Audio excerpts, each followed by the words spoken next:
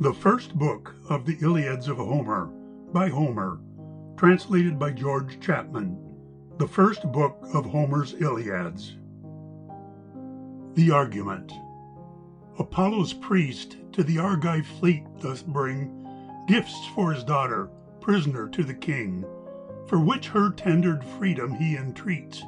But being dismissed with contumelious threats at Phoebus' hands, by vengeful prayer he seeks to have a plague inflicted on the Greeks, which had Achilles doth a counsel cite, emboldening Calchas in the king's despite, to tell the truth why they were punished so. From hence their fierce and deadly strife did grow, for wrong in which Aeacides so raves, that goddess Thetis, from her throne of waves ascending heaven, of Jove assistance won, to plague the Greeks by absence of her son, and make the general himself repent to wrong so much his army's ornament. This found by Juno, she with Jove contends, till Vulcan with heaven's cup the quarrel ends. Another argument. Alpha, the prayer of Chryses sings, the army's plague, the strife of kings. Achilles' baneful wrath resound, O goddess, that imposed infinite sorrows on the Greeks, and many brave souls lost. From breasts heroic sent them far to that invisible cave that no light comforts, and their limbs to dogs and vultures gave. To all which Jove's will gave effect, from whom first strife begun betwixt Atrides, king of men, and Thetis' godlike son. What god gave Eris their command, and oped that fighting vein?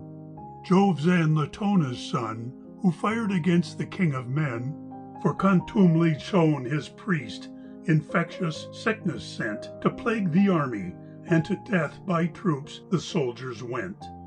Occasioned thus, Chryses the priest came to the fleet to buy, for presents of unvalued price, his daughter's liberty.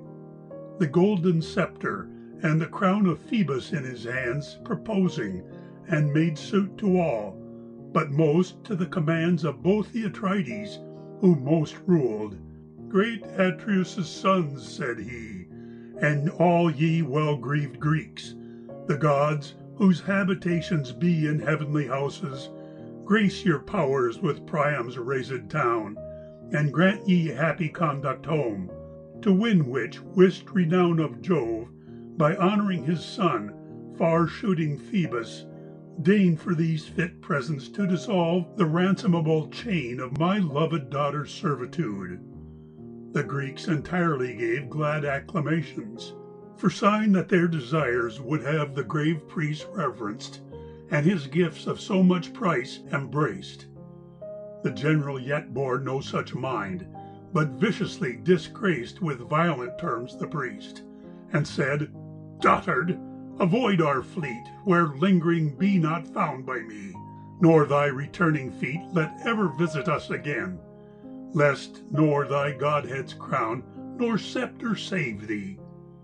Her thou dost seekst, I still will hold mine own, till age deflower her, in our court at Argos, far transferred from her loved country, she shall ply her web, and see prepared with all fit ornaments my bed. Incense me then no more, but if thou wilt be safe, be gone. This said, the sea-beat shore, obeying his high will, the priest trod off with haste and fear, and walking silent, till he left far off his enemy's ear, Phoebus, fair-haired Latona's son, he stirred up with a vow to this stern purpose. Hear, thou god that bearest the silver bow, that Chrysa guard'st, rules Tanados with strong hand, and the round of Scylla most divine dost walk. O smith Zeus, if crowned with thankful offerings thy rich fane I ever saw, or fired fat thighs of oxen and of goats to thee, this grace desired vouchsafe to me. Pains for my tears let these rude Greeks repay, forced with thy arrows. Thus he prayed, and Phoebus heard him pray, and vexed at heart down from the tops of steep heaven stooped, his bow and quiver covered round, his hands did on his shoulders throw, and of the angry deity the arrows as he moved rattled about him. Like the night he ranged the hosts, and roved, apart the fleet set, terribly. With his hard loosing hand his silver bow twanged, and his shafts did first the mules command, and swift hounds. Then the Greeks themselves his deadly arrows shot. The fires of death went never out. 9 days his shafts flew hot about the army, and the 10th Achilles called a court of all the Greeks, heaven's white-armed queen, who everywhere cut short, beholding her loved Greeks by death, suggested it, and he, all met in one, arose and said, Atrides, now I see we must be wandering again. Flight must still be our stay. If flight can save us now, at once sickness and battle lay such strong hand on us. Let us ask some prophet, priest, or prove some dream interpreter, for dreams are often sent from Jove, why Phoebus is so much incensed, if unperformed vows he blamed in us, or hecatombs, and if these knees he bows to death, may yield his graves no more, but offering all supply of savours burnt from lambs and goats, avert his fervent eye, and turn his temperate. Thus he sat, and then stood up to them Calchas, surnamed Thesorides, of augurs the supreme. He knew things present, past, to come, and ruled the equipage of the Argive fleet to Ilion. For his prophetic rage given by Apollo, who, well seen in the ill they felt, proposed this to Achilles: Jove's beloved, would thy charge see disclose the secret of Apollo's wrath? Then covenant and take oath to my discovery, that, with words and powerful actions both, thy strength will guard the truth in me, because I well conceive that he whose empire governs all, whom all the Grecians give confirmed obedience, will be moved, and then you know the state of him that moves him. When a king hath once marked for his hate a man inferior, though that day his wrath seems to digest the offence he takes, yet evermore he rakes up in his breast brands of quick anger, till revenge hath quenched to his desire the fire reserved. Tell me then, if whatsoever ire suggests in hurt of me to him, thy valour will prevent? Achilles answered, All thou knowest speak, and be confident, for by Apollo, Jove's beloved, to whom performing vows, O Calchas, for the state of Greece thy spirit prophetic shows skills that direct us, not a man of all these Grecians here, I living and enjoying the light shot through this flowery sphere, shall touch thee with offensive hands, though Agamemnon be the man in question that doth boast the mightiest empery of all our army. Then took heart the prophet unreproved, and said, They are not unpaid vows nor hecatombs that move the god against us. His offence is for his priest impaired by Agamemnon, that refused the present he preferred and kept his daughter. This is cause why heaven's far darter darts these plagues amongst us, and this still will empty in our hearts his deathful quiver, uncontained till to her loved sire the black-eyed damsel be resigned. No redemptory hire took for her freedom, not a gift, but all the ransom quit, and she conveyed with sacrifice, till her enfranchised feet tread Chrysa under. Then the god, so pleased, perhaps we may move to remission. Thus he sate, and up the great in sway, heroic Agamemnon rose, eagerly bearing all, his mind's seat overcast with fumes, and anger general filled all his faculties. His eyes sparkled like kindling fire, which sternly cast upon the priest. Thus vented he his ire: Prophet of ill, for never good came from thee towards me, not to a word's worth. Evermore thou took'st delight to be offensive in thy auguries, which thou continued still. Now casting thy prophetic gall, and vouching all our ill, shot from Apollo, is imposed, since I refuse the price of fair Chryseis' liberty, which would in no worth rise to my rate of herself, which moves my vows to have her home, past Clytemnestra loving her, that graced my nuptial room with her virginity and flower, nor asking her merits less for person, disposition, wit, and skill in housewiferys. And yet for all this she shall go, if more conducible that course be than holding her here. I rather wish the weal of my loved army than the death. Provide yet instantly supply for her, that I alone of all our royalty lose not my winnings. 'Tis not fit. Ye see all I lose mine forced by another. See as well some other may resign his prize to me. To this replied the swift-footed, godlike son of Thetis, thus: King of us all, in all ambition most covetous of all that breathe, why should the great-souled Greeks supply thy lost prize out of theirs?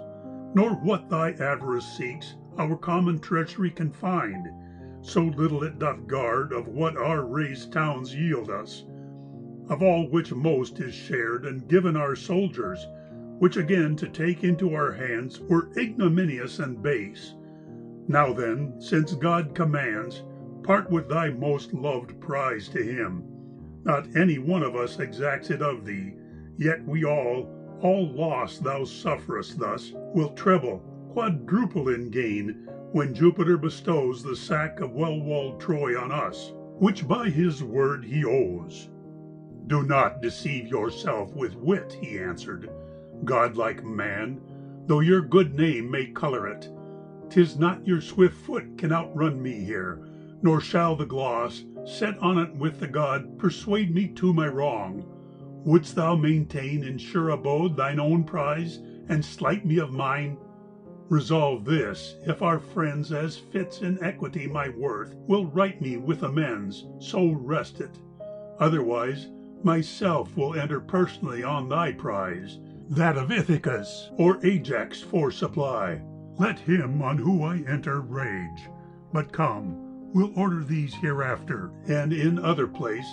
Now put to sacred seas our black sail, in it rowers put, in it fit sacrifice, and to these I will make ascend my so much envied prize, bright-cheeked Chryseis, for conduct of all which we must choose a chief out of our counsellors. Thy service we must use, Idomeneus, Ajax thine, or thine, wise Ithacus, or thine, thou terriblest of men, thou son of Peleus, which fittest were, that thou mightst see these holy acts performed for which thy cunning zeal so pleads, and he, whose bow thus stormed for our offences, may be calmed. Achilles with a frown thus answered, O thou impudent, of no good but thine own ever respectful, but of that with all craft covetous, with what heart can a man attempt a service dangerous, or at thy voice be spirited to fly upon a foe, thy mind thus wretched? For myself, I was not injured so by any Trojan, that my power should bid them any blows. In nothing bear they blame of me. Phthia, whose bosom flows with corn and people, never felt impaired of her increase by their invasion. Hills enow, and far resounding seas, pour out their shades and deeps between. But thee, thou frontless man, we follow, and thy triumphs make with bonfires of our bane. Thine and thy brothers' vengeance sought, thou dog's eyes, of this Troy, by our exposed lives, whose deserts thou neither dost employ with honour nor with care. And now thou treat'st to force from me the fruit of my sweat, which the Greeks gave all, and though it be compared with thy part, then snatched up, nothing, nor ever is at any sacked town. But of fight, the fetcher in of this, my hands have most shared, in whose toils, when I have emptied me of all my forces, my amends in liberality, though it be little, I accept, and turn pleased to my tent. And yet that little thou esteem too great a continent in thy incontinent avarice. For Phthia there now my course is, since 'tis better far than here to endure that thou shouldst still be ravishing my right, draw my whole treasury dry, and add dishonor. He replied, If thy heart serve thee, fly, stay not for my cause, others here will aid and honor me. If not, yet Jove I know is sure, that counsellor is he that I depend on. As for thee, of all our Jove-kept kings, thou still art most my enemy. Strifes, battles, bloody things make thy blood feast still. But if strength, that these moods build upon, flow in thy nerves, God gave it thee, and so 'tis not thine own, but in his hand still. What then lifts thy pride in this so high? Home with thy fleet and Myrmidons, use there their empery, command not here. I weigh thee not, nor mean to magnify thy rough-hewn rages, but instead I thus far threaten thee.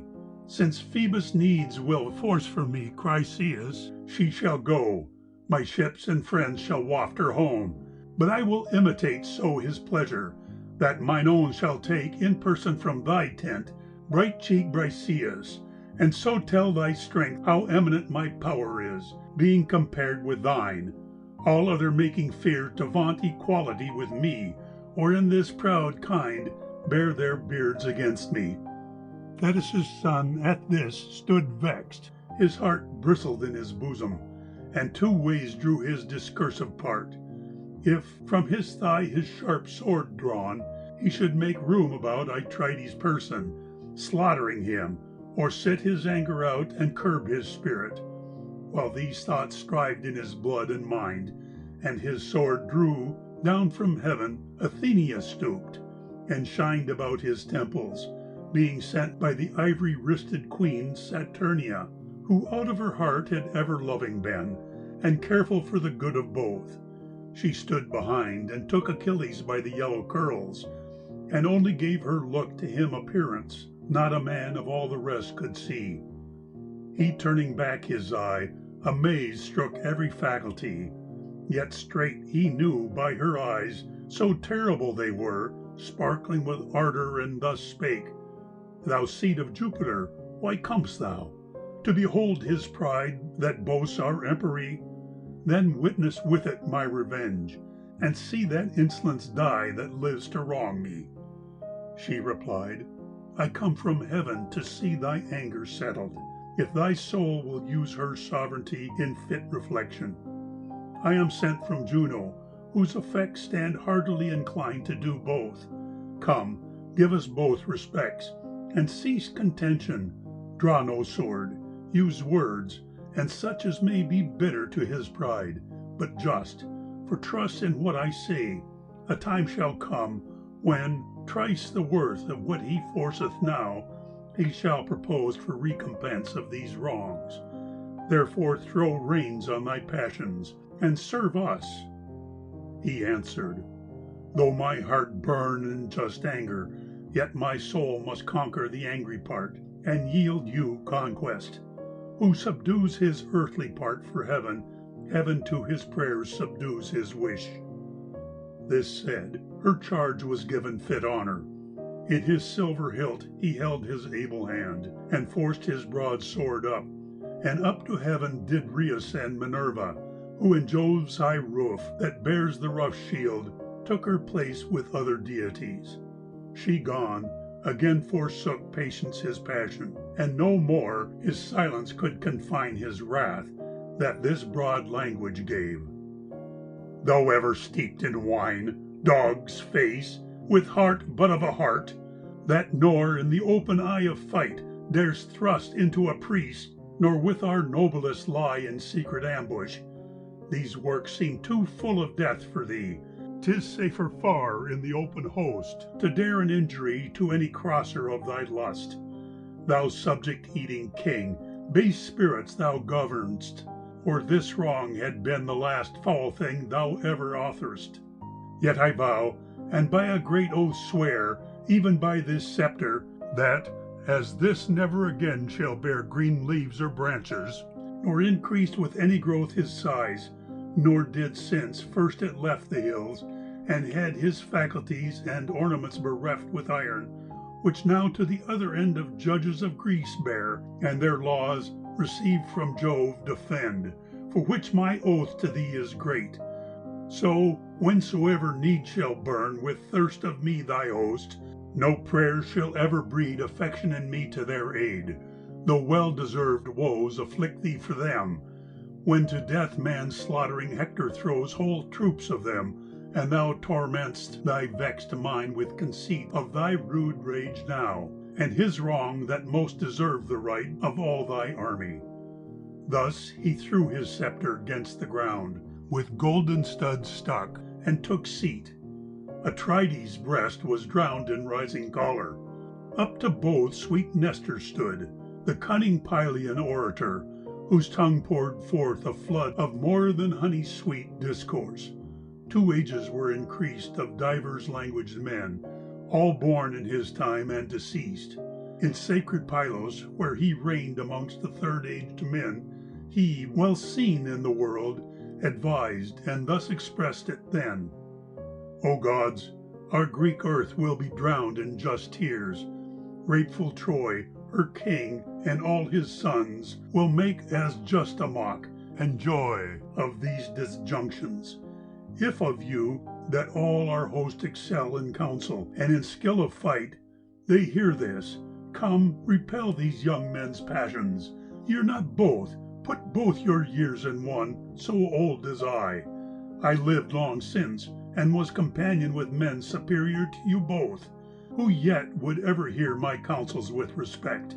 My eyes yet never witness were, nor ever will be, of such men as then delighted them.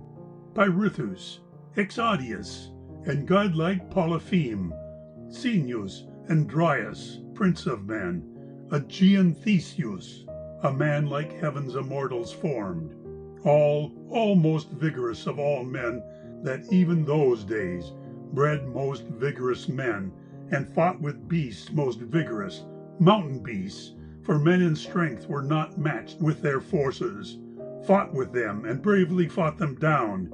Yet even with these men I conversed, being called to the renown of their societies, by their suits from Pylos far, to fight in the Appian kingdom, and I fought to a degree of might that helped even their mights, against such as no man now would dare to meet in conflict. Yet even these my counsels still would hear, and with obedience crown my words. Give you such palm to them, 'tis better than to wreathe your wraths. Atrides, give not steam to all thy power, nor force his prize, but yield her still his own, as all men else do. Nor do thou encounter with thy crown, great son of Peleus, since no king that ever Jove allowed grace of a sceptre equals him. Suppose thy nerves endowed with strength superior, and thy birth a very goddess gave, yet he of force is mightier, since what his own nerves have is amplified with just command of many other. King of men, command thou then thyself, and I with my prayers will obtain grace of Achilles to subdue his fury, whose parts are worth our entreaty, being chief check to all our ill in war. All this, good father, said the king, is comely and good right. But this man breaks all such bounds, he affects past all men height. All would in his power hold, all make his subjects, give to all his hot will for their temperate law, all which he never shall persuade at my hands. If the gods have given him the great style of ablest soldier, made they that his license to revile men with vile language? Thetis' son prevented him, and said, fearful and vile I might be thought, if the exactions laid by all means on me I should bear. Others command to this, thou shalt not me, or if thou dost, far my free spirit is from serving thy command. Beside, this I affirm, afford impression of it in thy soul, will not use my sword on thee or any for a wench, unjustly though thou takest the thing thou gavest. But all things else, that in my ship thou makest greedy survey of, do not touch without my leave, or do, add that act's wrong to this, that these may see that outrage too, and then comes my part. Then be sure thy blood upon my lance shall flow in vengeance." These high terms these two at variance used to each other, left their seats, and after them arose the whole court. To his tent and ships, with friends and soldiers, goes angry Achilles. Atreus' son the swift ship launched, and put within it 20 chosen rowers. Within it likewise shut the hecatomb, to appease the god, then caused to come aboard fair-cheeked Chryseis, for the chief, he in whom Pallas poured her store of counsels. Ithacus aboard went last, and then the moist waves of the sea they sailed. And now the king of men bade all the host to sacrifice. They sacrificed, and cast the offal of all to the deeps. The angry god they graced with perfect hecatombs, some bulls, some goats, along the shore of the unfruitful sea inflamed. To heaven the thick fumes bore and rapt savours. Thus, though all the politic king made show respects to heaven, yet he himself all that time did pursue his own affections. The late jar, in which he thundered threats against Achilles, still he fed, and his affections' heats thus vented to Talthybius and grave Eurybates, heralds and ministers of trust, to all his messages. Haste to Achilles' tent, where take Briseis' hand, and bring her beauties to us.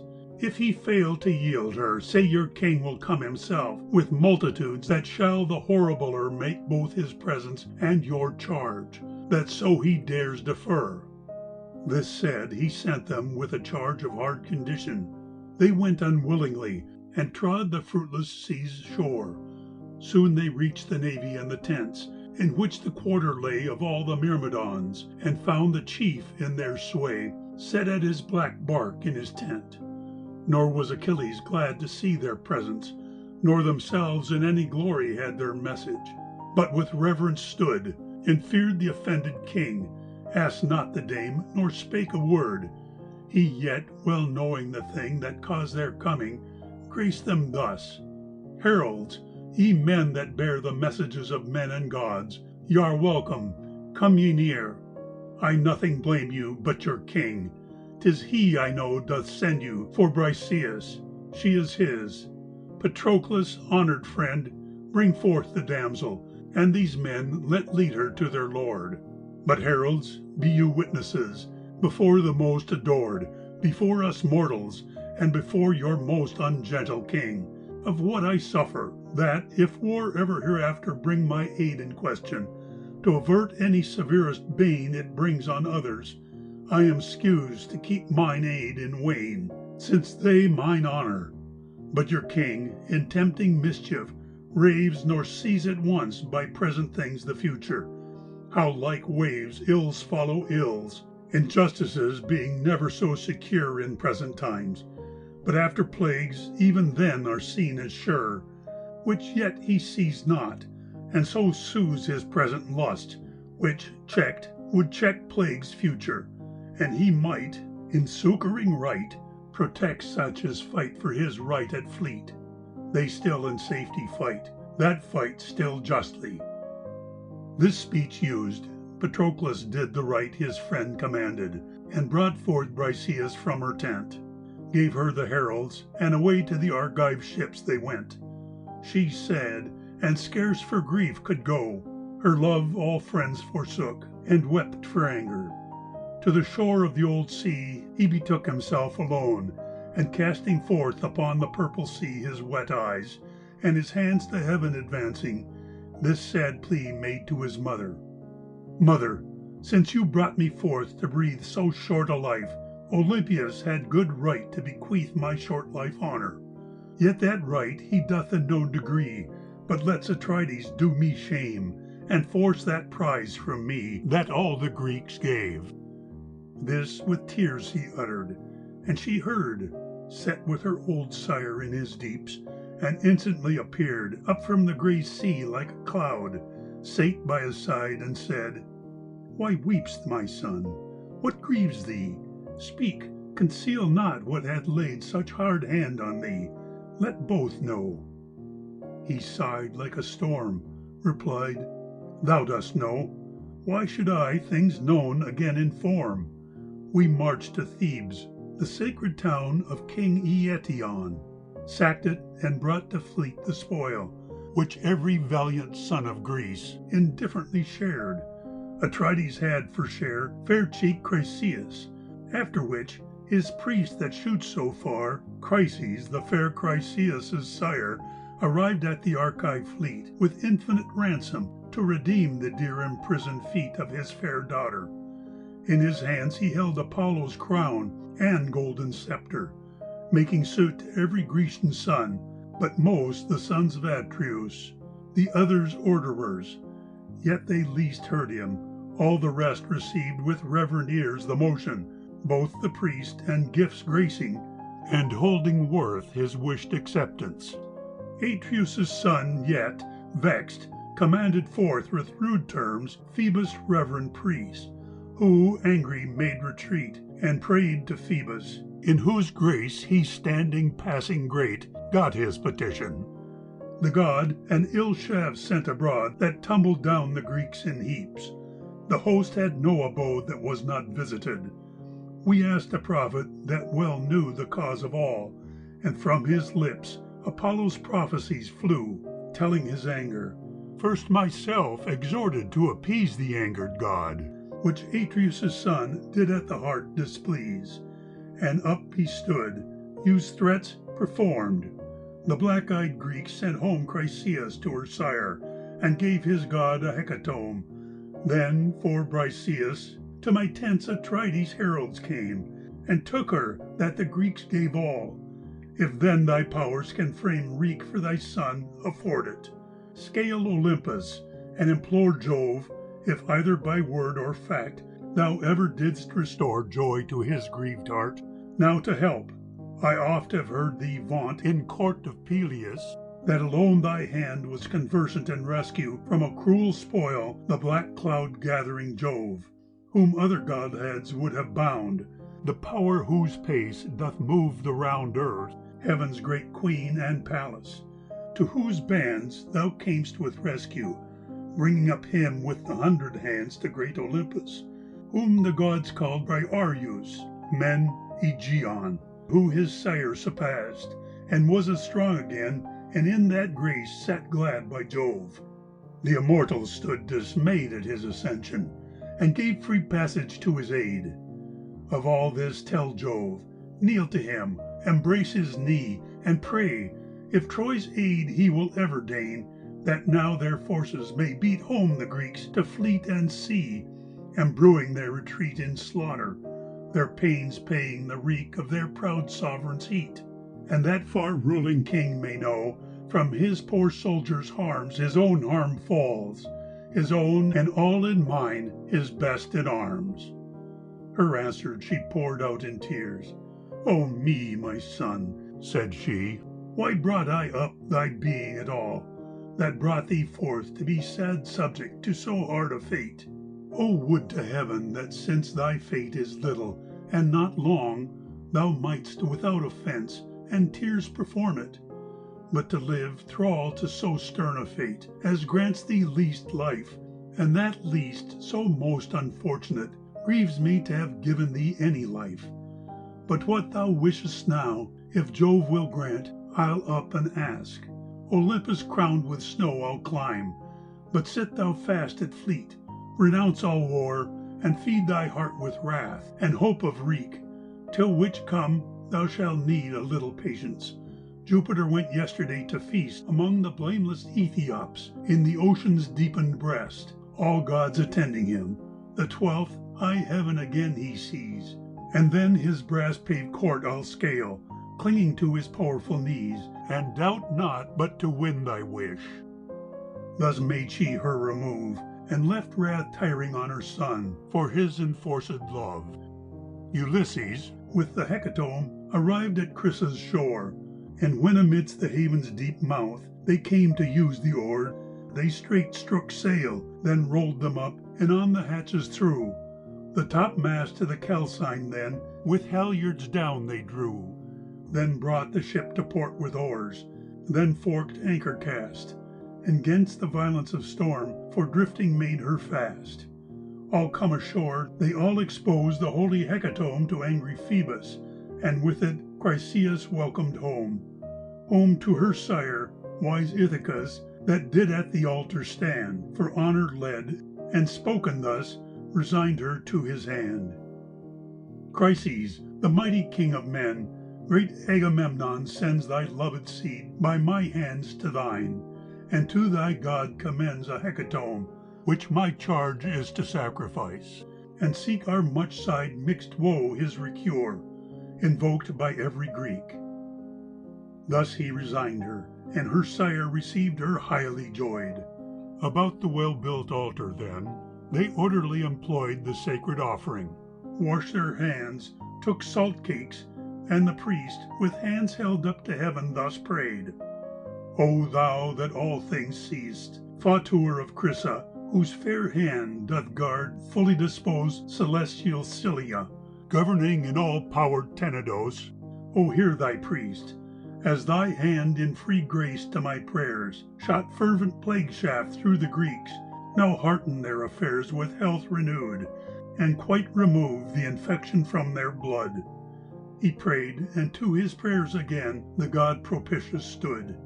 All, after prayer, cast on salt cakes, drew back, killed, flayed the beeves, cut out and dubbed with fat their thighs, fair dressed with double leaves, and on them all the sweetbreads pricked. The priest with small sear wood did sacrifice, poured on red wine, by whom the young men stood, and turned in 5 ranks spits, on which, the legs enough, they eat the inwards, then in gigots cut the other fit for meat, and put to fire, which roasted well they drew. The labour done, they served the feast in, that fed all to satisfaction. Desire of meat and wine thus quenched, the youths crowned cups of wine drunk off, and filled again to all. That day was held divine, and spent in paeans to the sun, who heard with pleased ear, when whose bright chariot stooped to sea, and twilight hid the clear, all soundly on their cables slept, even till the night was worn. And when the Lady of the Light, the rosy-fingered morn, rose from the hills, all fresh arose, and to camp retired. Apollo with a fore-right wind their swelling bark inspired. The topmast hoisted, milk-white sails on his round breast they put, the mizzen struted with the gale. The ship her course did cut so swiftly that the parted waves against her ribs did roar, which coming to the camp, they drew aloft the sandy shore, where laid on stocks each soldier kept his quarters as before.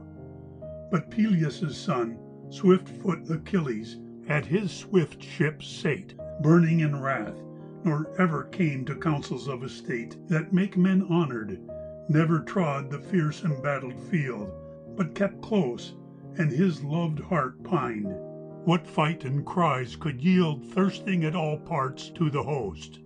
And now, since first he told his wrongs to Thetis, 12 fair morns their ensigns did unfold, and then the ever-living gods mounted Olympus, Jove first in ascension.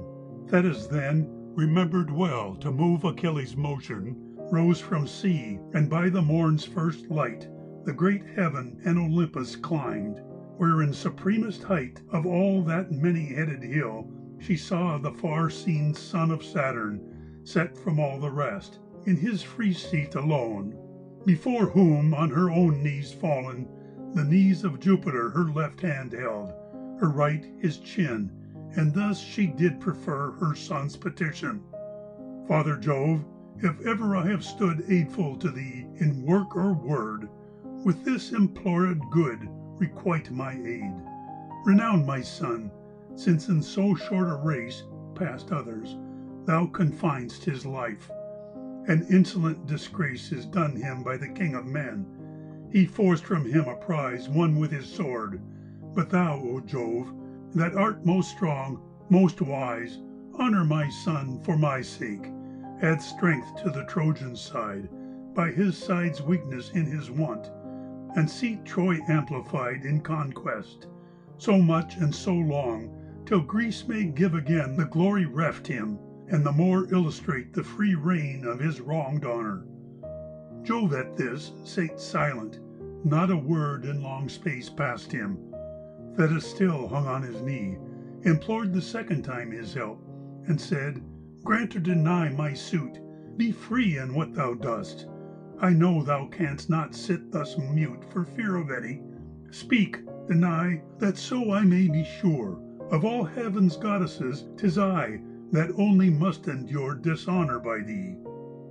Jupiter, the great cloud-gatherer, grieved with thought of what a world of griefs this suit asked, being achieved, swelled, sighed, and answered, Works of death thou urgest.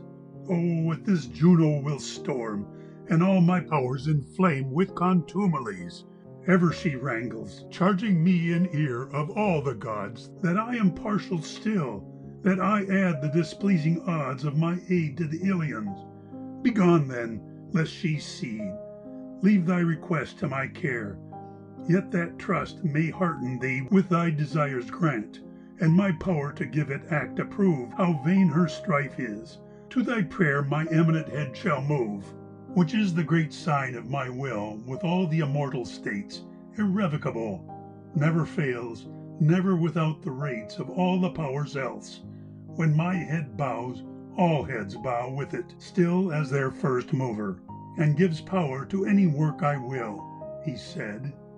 And his black eyebrows bent, above his deathless head the ambrosian curls flowed, great heaven shook, and both were severed, their counsels broken. To the depth of Neptune's kingdom dived Thetis from heaven's height. Jove arose, and all the gods received, all arising from their thrones, their sire, attending to his court. None sate when he rose, none delayed the furnishing his port till he came near. All met with him, and brought him to his throne. Nor sate great Juno ignorant, when she beheld alone old Nereus's silver-footed seed with Jove, that she had brought counsels to heaven, and straight her tongue had teeth in it, that wrought this sharp invective. Who was that, thou craftiest counsellor of all the gods, that so apart some secret did implore? Ever, apart from me, thou lovest to counsel and decree things of more close trust than thou think'st are fit to impart to me. Whatever thou determinest, I must ever be denied the knowledge of it by thy will. To her speech thus replied the father both of men and gods. Have never hoped to know my whole intentions, though my wife it fits not, nor would show well to thine own thoughts. But what fits thy woman's ear to hear? Woman, nor man, nor god, shall know before it grace thine ear. Yet what, apart from men and gods, I please to know, forbear to examine or inquire of that. She with the cow's fair eyes, respected Juno this returned. Austere king of the skies, what hast thou uttered? When did I before this time inquire, or sift thy counsels? Passing close you are still, your desire is served with such care, that I fear you can scarce vouch the deed that makes it public, being seduced by this old sea-god's seed, that could so early use her knees, embracing thine. I doubt the late act of thy bowed head was for the working out of some boon she asked, that her son thy partial hand would please with plaguing others. Wretch, said he, thy subtle jealousies are still exploring. My designs can never escape thine eye, which yet thou never canst prevent. Thy curiosity makes thee less cared for at my hands, and horrible the end shall make thy humour. If it be what thy suspects intend, what then? 'Tis my free will it should, to which let way be given with silence. Curb your tongue in time, lest all the gods in heaven too few be and too weak to help thy punished insolence, when my inaccessible hand shall fall on thee. The sense of this high threatening made her fear, and silent she sate down, humbling her great heart. All the gods in court of Jove did frown at this offence given, amongst whom heaven's famous artisan, Hephaestus, in his mother's care, this comely speech began. Believe it, these words will breed wounds beyond our powers to bear, if thus for mortals ye fall out. Ye make a tumult here that spoils our banquet. Evermore worse matters put down best. But, mother, though yourself be wise, yet let your son request his wisdom audience. Give good terms to our loved father Jove, for fear he take offense again, and our kind banquet prove a wrathful battle. If he will, the heavenly lightner can take you and toss you from your throne. His power Olympian is so surpassing. Soften then with gentle speech his spleen, and drink to him. I know his heart will quickly down again. This said, arising from his throne, in his loved mother's hand he put the double-handed cup, and said, Come, do not stand on these cross humours. Suffer, bear, though your great bosom grieve, and lest blows force you, all my aid not able to relieve your hard condition, though these eyes behold it, and this hard sorrow to think it. 'Tis a task too dangerous to take part against Olympius. I myself the proof of this still feel. When other gods would fain have helped, he took me by the heel and hurled me out of heaven. All day I was falling down. At length in Lemnos I struck earth. The likewise falling sun and I together set. My life almost set too. Yet there the Sinti cheered and took me up. This did to laughter cheer white-wristed Juno, who now took the cup of him and smiled. The sweet peacemaking draught went round, and lame Hephaestus filled nectar to all the gods. A laughter never left shook all the blessed deities, to see the lame so deft at that cup service. All that day, even till the sun went down, they banqueted, and had such cheer as did their wishes crown. Nor had they music less divine. Apollo there did touch his most sweet harp, to which with voice the Muses pleased as much. But when the sun's fair light was set, each godhead to his house addressed for sleep, where every one, with art most curious, by heaven's great both-foot halting god a several roof had built. Even he to sleep went, by whose hand heaven is with lightning gilt. High Jove, where he had us to rest when sleep seized his eyes, by him the golden-throned queen slept, the queen of deities. End of the first book.